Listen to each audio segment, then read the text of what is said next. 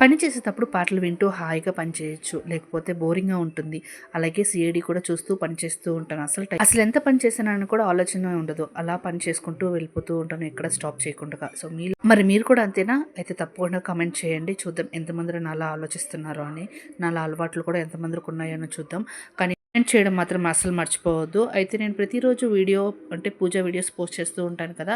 ఈరోజు పూజ room clean చేయాలి, అందుకోసము ఫస్ట్ ఇల్లంతా శుభ్రం చేసుకుని ఆ తర్వాత పూజ రూమ్ పని చేస్తాను. ఎందుకంటే ఇల్లు నీట్గా ఉంటేనే మనం పెట్టే పటాలు ఏవైనా కానీ, దేవుని పటాలు దేవుని వస్తువులు ఏదైనా కానీ శుభ్రంగా ఉండే ప్లేస్లో పెట్టుకుంటే నాకు కొంచెం పీస్ఫుల్గా ఉంటుంది.